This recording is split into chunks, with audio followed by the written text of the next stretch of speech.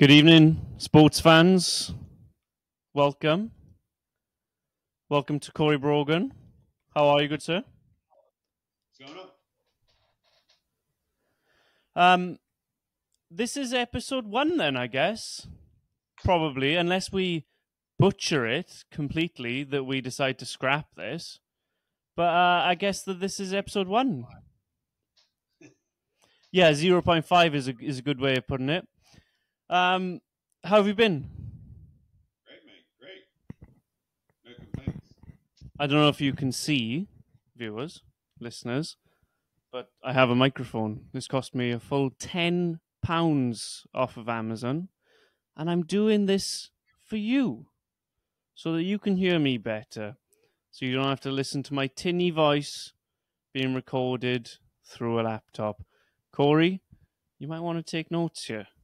Are we going pro or not? I think you're using the microphone to match with your mustache as a particular British icon, singer, songwriter. You know, I think you're up to something there, buddy. Now, Do you have something for the viewers? I don't know what Corey's referring to. Maybe Freddie Mercury, maybe George Michael. The results are the same. Yes, they are. Great. We're pretty silly, aren't we?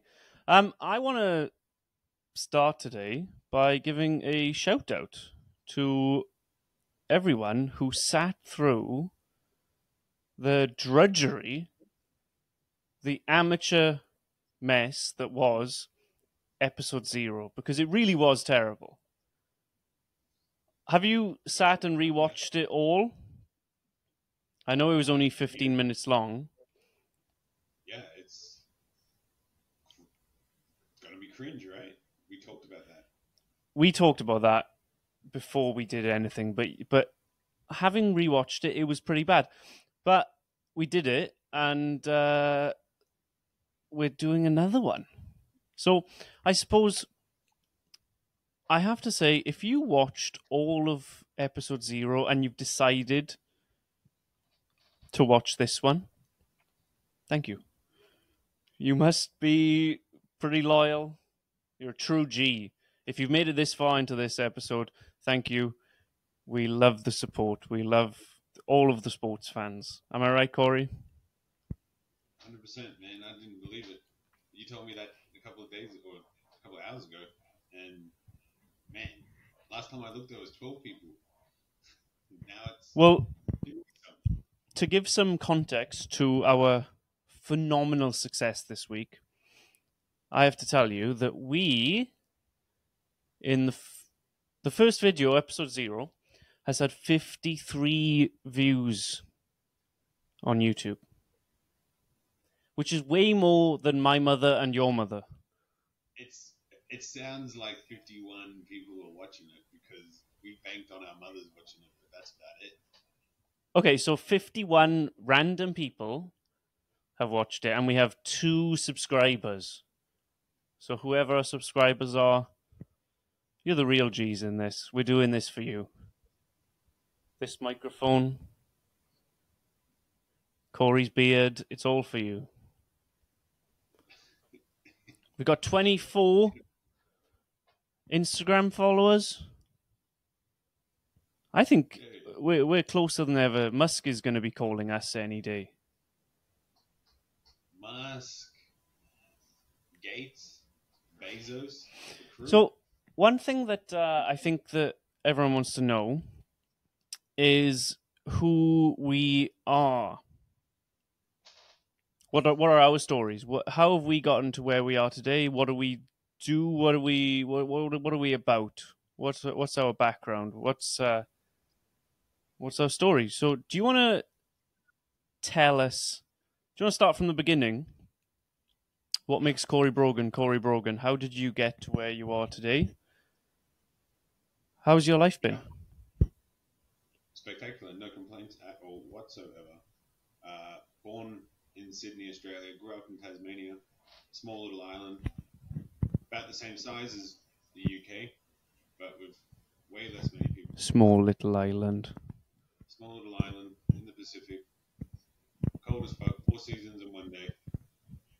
But yeah, grew up skateboarding and playing sports, and then Did you have a beard like that straight out of the womb, or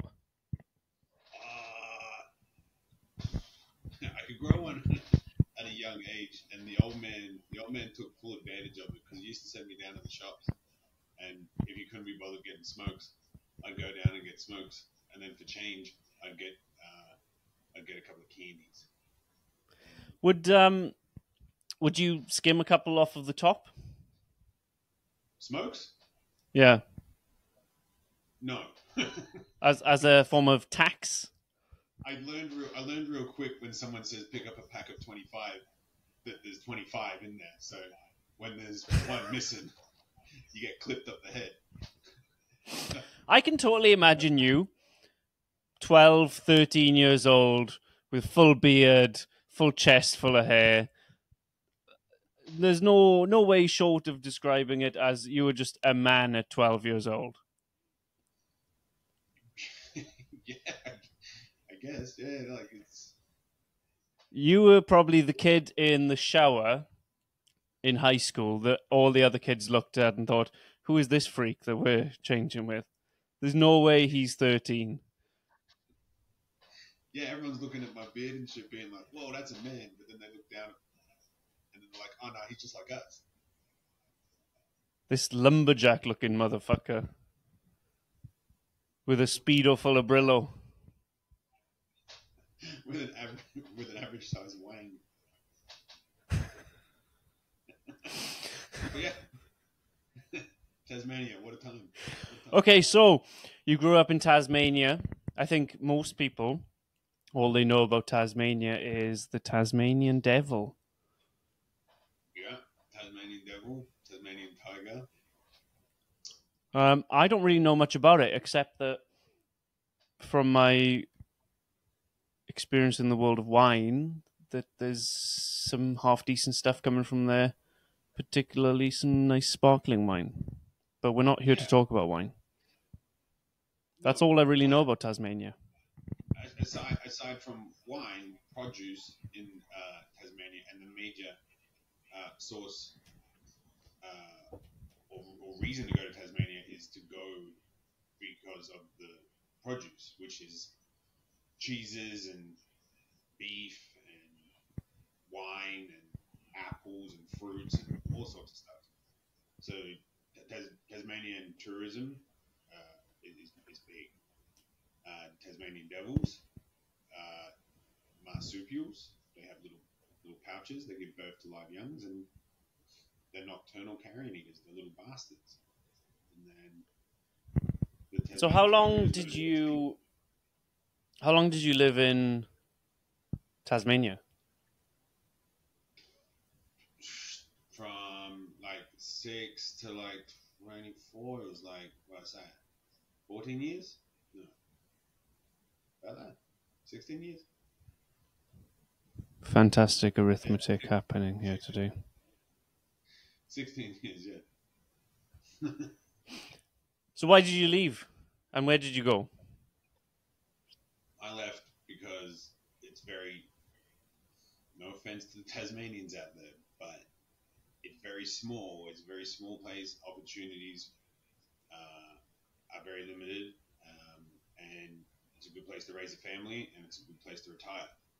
And I was doing neither of those. So It sounds like Wales. so I decided to move to Melbourne, and from there up to Cairns and travel to Australia, and then So you're like an Australian gypsy. He's got it. Australian gypsy. And without wishing to offend all of the Australians, but I always thought that they were all a bit gypsy, to be honest. Yeah, I think we're some of the best travelers in the world. Everywhere you go, you will always find some Aussies. Yeah, until COVID happened and they all ran away like rats leaving a sinking ship. Okay. What would they call you then when you left Kelowna? We can get onto that another time. Yes, right on the sinking ship. Um, so tell me how you ended up in Canada. Yeah, I was finished traveling Australia, and I wanted to explore the next the next chapter, right? The next part of traveling. I enjoyed traveling around Australia, so I was like, continue on. Initially, I wanted to do Southeast Asia or even up to Europe, but then my buddy wanted to travel to Canada. He wanted to snowboard and do a bit of a season, so I said, "Fuck it, let's go." And yeah, we went in 2011. Jumped on a plane, came straight up to Canada and Vancouver. Stayed in Whistler for a bit, but wasn't making enough money, and then moved out to Banff and got a job at the ski hill at the famous Lake Louise. And now you're not still in Lake Louise, but you're close by. So how long have you been in that part of the world? So this now, fuck, January would be 13 years. So yeah, almost 13 years in the Bow Valley, 11 years in Lake Louise. About that, yeah. That's a long time. Yeah, man, time flew though. Holy moly, did it ever. I was only supposed to be here for 6 months, and then continued to stay. Well, that resonates with me, to be honest. I was in Lake Louise, and I only ever thought that I'd be there for a couple of months, and I ended up being there for 5 years. So Yeah, that place does that to you, or can do that to you. it's the Bow Valley, right? Like that's what it does. Like a whole bunch of travelers come through, you start talking to a whole bunch of people, like find out the next spot to travel, find out what's good, and everyone just travels, hops around, works a season, travels a season, works a season, travels a season. Just rinse and repeat. It's good for that. Millions of tourists here. Million. Do you remember when you could go places and there was an off season? Yeah. I was actually talking about that the other day, actually. October was definitely the off season. Once Canadian Thanksgiving hit, we knew like, oh, we can go and travel and do a 2 week trip, 3 week trip, come back. November's pretty quiet. December ramps up. Now October's like flat out. Like you just go all the way through October, and it's busy. And then November kind of still dies off a bit, like now. But April, where there was a shoulder season, that's not a shoulder season anymore. It's consistent all the way through. Yeah. I remember the first day that I rocked up in Lake Louise. We worked in the same hotel, and the first day that I was there, the occupancy in the hotel was something like 7%. And this is a place that runs at 100% from May to October. Yeah. And then in November, October, November, it was dire. But it's definitely getting busier and busier all year round. Yeah, for sure. I think it was around the time of Canada's 150th birthday, I think it was, where they did the national parks for free for a full year. And that really, like, blew it up. Because there's so many national Yeah, parks. that was the year 2017. It was 150 years 150, yeah. of since Canadian Federation, or Yeah. we really should know this, what it's called. No, we shouldn't know that. But I remember it went from being stupid busy to astronomical from one year to the next, and it never slowed down. Yeah. And I think I truly think it was because of that, because it's like everyone just came in.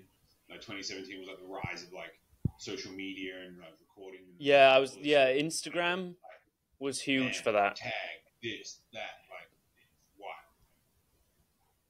Have you ever seen the Instagram versus reality clips. Yeah, yeah, I've got my own one of those at Moraine Lake. If you don't know what Moraine Lake is, you've seen it. You've seen a picture of it. It's stunning. It's on most of people's screensavers. It pops up yeah. in a rotation of pictures. Everyone's seen it. It's stunning. It used to be that you could go there and you'd be the only one there, but now you go there and you can't even get there. Am I right? You can't drive You there. can't even drive there anymore. No, They won't no, let you. not even locals. Locals can't even drive there. You have to take the public transportation that the parks offer. Like it's wild busy. Yeah, that is a real. There's a real impact there of social media and how that's driven more and more people into these spaces that are stunning, and the secret's out now. There's no hiding. Yeah, 100% agree. But yeah, we've been in Canada now for 13 years. No plans to move on.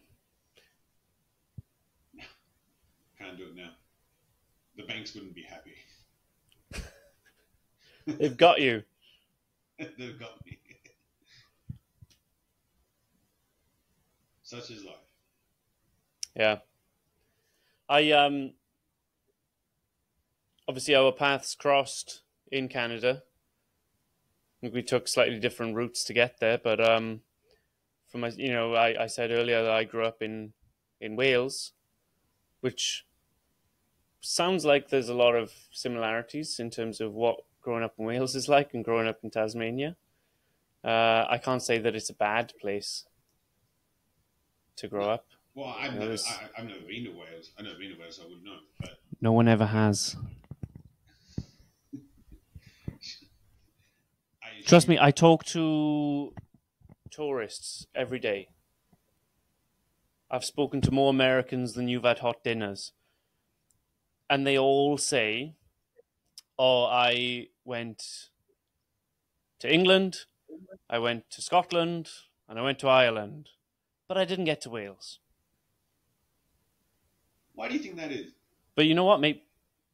Well, the main reason I think the why is that in general, millions of Irish, Scottish, English people moved out to America.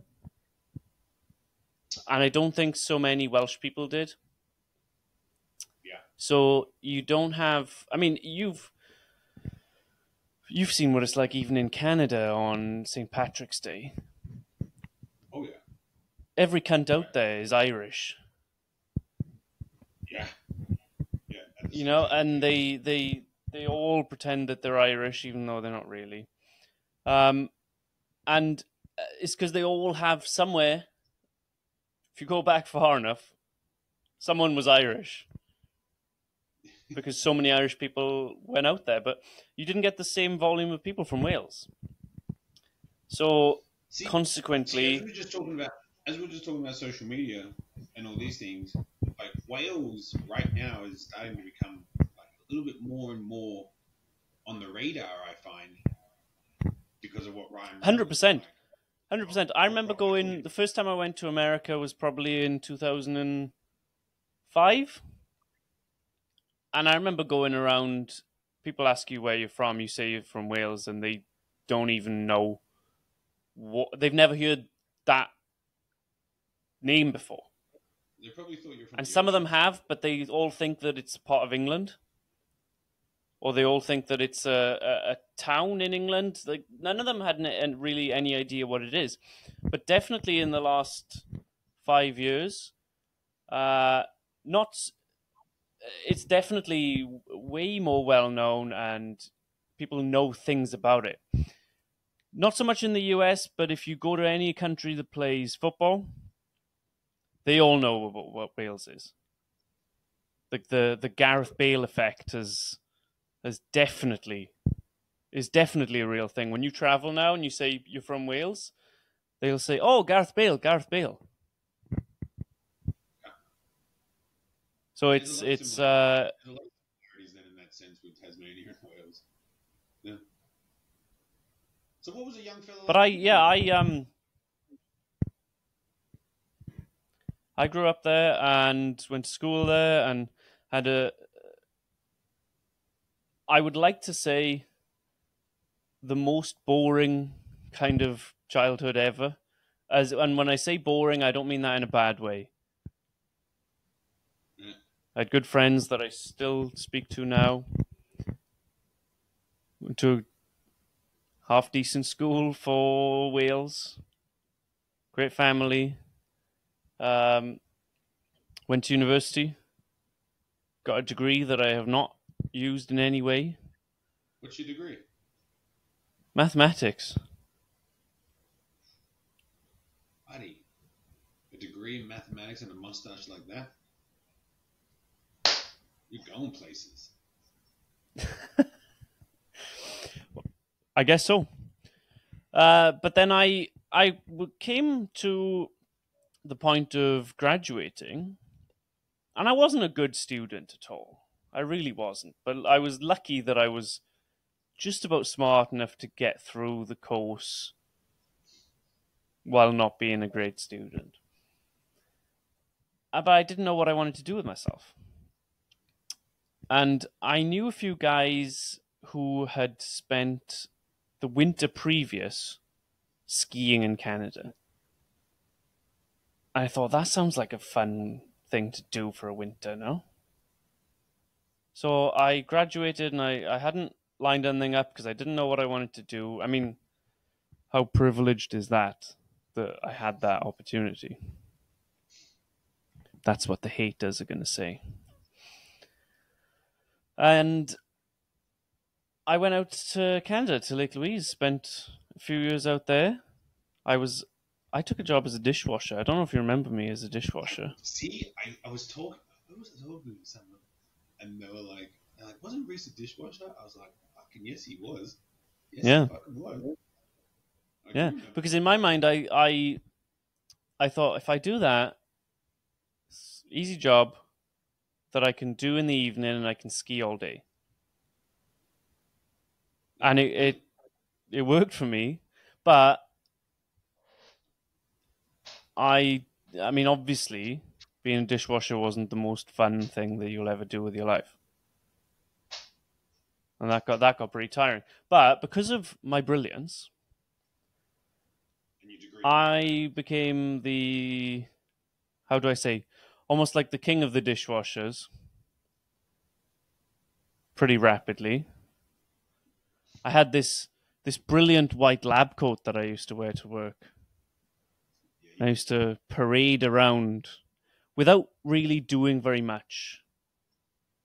But I used to go around and shake hands and say hi to everyone. And I think I was a general positive for everyone else. I used to inspire people to bring their best work. Yeah. And I'm full of shit. Parading. But I would just be a positive omen for everyone. Yeah. So that's probably why they kept me there. Yeah. There's a bit of a saying, I don't know, maybe it's a similar saying in the UK, but in Australia there's a saying where it was you're either fucking the dog or making puppies.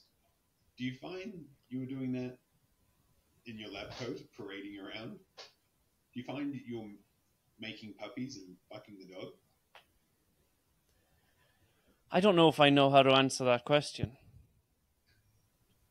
Parading around in the lab coat? It might be beyond my intellectual scope.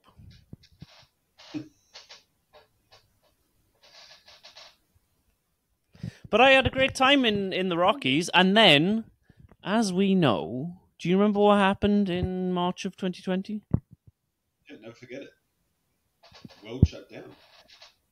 Yeah, and we were stuck on the side of a mountain, literally on the side of a mountain. But it was pretty good. It was Yeah. like the grass is greener on the other side. We had it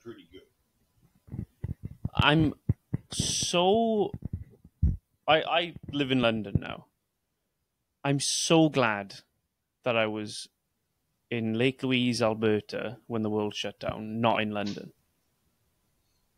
It was pretty good in a sense where no one could come up, but we could leave and get groceries. We were essentially on our own private island, Yeah, even though it was still snowing in May. We could pretty much do what we wanted. And if I remember, on a few occasions, we did do what we wanted. yeah. We had a few beers at the front of the hotel, watching others make ski jumps and having a time Yeah, in those. yeah, But you had to turn the phone upside down, right? You couldn't just be sitting in your room wallowing when you could go out or go and do things. You had to make the best of it while you were there. And I think everyone that stayed at the chateau during that time, they kind of made the best of it. yeah. And I think that everyone who was around in that time frame became, or if they weren't already, they became really great friends. And if they were already friends, then that kind of locked everything in. Yeah. Because we had to look out for each other in that weird But upside down that's when clown world that we were living in you for a and I while. trained for the marathon. So we were doing like runs on the highway and stuff. Yeah, It was, I remember that day when we ran 16 miles on the Canadian Highway 1 because there was so little traffic. We were running on the main arterial road in all of Canada. We ran down it yeah, because the world had shut. those trucks, or as you like to call them, lorries, were hooting past us, flinging up rocks at us. Yeah, so every time we saw one of those, we'd run over to the side. But other than that, there wasn't much going on. No. That's when we were training for the marathon, and I'm gutted that that race got cancelled, but I'm so happy that we did it virtually. Yeah. It's a shame that it didn't get to happen as an in-person race, but because we lived there, we managed to run the same route that was proposed during the race anyway. Really? Pretty much, like within 90% of what was No. done. We added a little bit on the other side, but I think that was mainly because we wouldn't then have to run down the 1A but by ourselves and run into bears and shit. Yeah. Well, exactly. You don't want to be 20, 30 Ks into a 40K run and then you see a grizz. That'd be the worst day of your life. So we just changed it slightly, but we still did the marathon, and they sent us the medals as well. Yeah. And that night, we drank a lot. We drank 24 cans of shandy. And I remember it was a very specific, we're going to drink shandy because we're so fucked from running that if we drink beer, we'll be asleep after 3. Yeah, no, that was the But plan. we wanted volume. We wanted a lot to drink. Yeah. Yeah, that's one thing that they don't really do or market in North America that I've noticed is like the light or mid strength beers that Australia does, where you can get like a mid that's 3.5%, and they have many different like brandings and all sorts of things like that, where it's like Melbourne or not Melbourne, like 4X Gold or Cascade Premium Light, like these kind of things, right? Whereas like North America, you find a lot of the 4% and higher beers, even though they're marketed like 4% is like a light beer. It's not really that light. You can't really like Bud Light, yeah, or Coors Light. You can kind of definitely session it, but a shandy at 2.5%, or like a radler at 2.5%. I have a theory that when it's 100 degrees Fahrenheit or warmer, there is no better beer in the world than Coors Light. When you pick that can out of a bucket of ice and the mountain is blue and you crack it open and you can see the water dripping down the side of the can and it's gone in 2 swigs. That is the single best beer in the whole world when it's 100 degrees Fahrenheit. I'm going to have to test you on that one. If someone thinks they can prove me wrong, please try. But that's my opinion. Okay. Yeah. So anyway, after... I would say we did get off track there slightly. I was just telling the sports fans who I am. But we got... I mean, beer... are we the first people to be trying to do something professional to get sidetracked by beer? No. Has that ever happened before? I don't know. I think it has. Anyway, for me, as much as, COVID was a thing, and I'm grateful for where I was when that happened, it probably started a chain of events that led to me eventually leaving Lake Louise. And I ended up in Kelowna, British Columbia, which, if you're unfamiliar, is a beautiful city. Right in the middle of wine country in British Columbia. Some really sick wines coming out of there. Again, we're talking about wine. Save that for another day. But I was there for 2 years. Loved it. Had a great time. Met some beautiful people. But it was time to come home. So I've spent the last year been back in the UK. Currently, I'm in London. Live with some great friends. And life's pretty good. I'm very happy. Beautiful. That's who I am.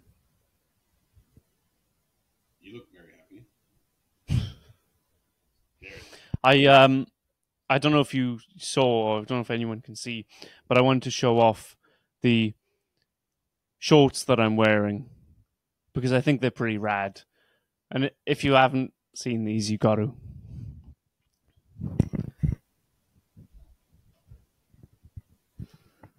What do we think of them?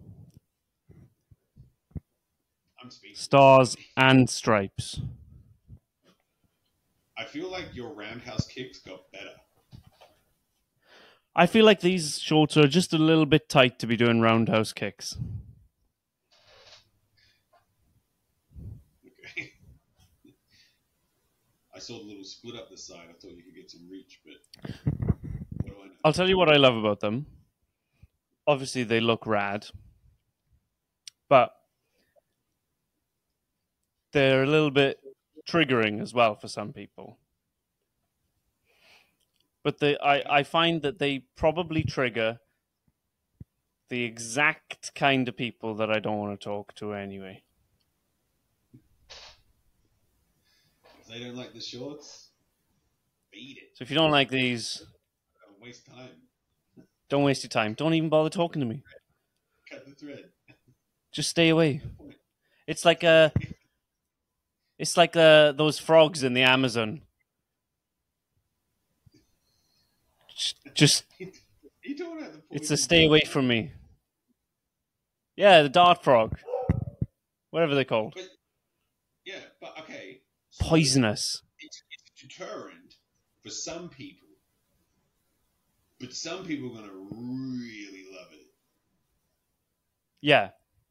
Yeah. Love it or hate it. Love it or hate it. There's no in between. Beautiful.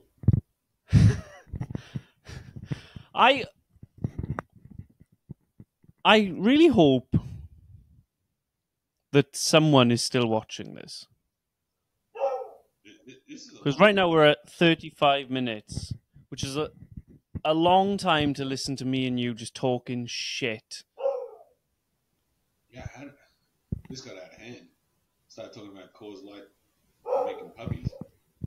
So I think we need to, in the next episode, start talking about something that's relevant.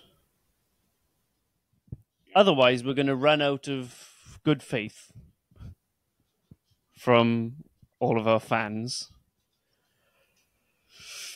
So we're going to start wrapping this up, and we're going to bring you some real sick content next time. Yeah. But in case you missed it last time, Corey, where can everyone find you? Where can they follow you? You can follow me just down here. The other side. Oh. There. There. Somewhere down there. At CBrogues23 on Instagram. You can find me there. Or reaching out to the Immigrant podcast on Instagram as well. Yeah. Where can they find you? Well, Real Reese Davis is my handle pretty much everywhere. But of course, they should be following the Immigrant Pod on Instagram. Yep. We are posting on YouTube. Please subscribe, comment, like. And we'll see you next time. Corey, it's been a pleasure. The pleasure's all yours, all mine.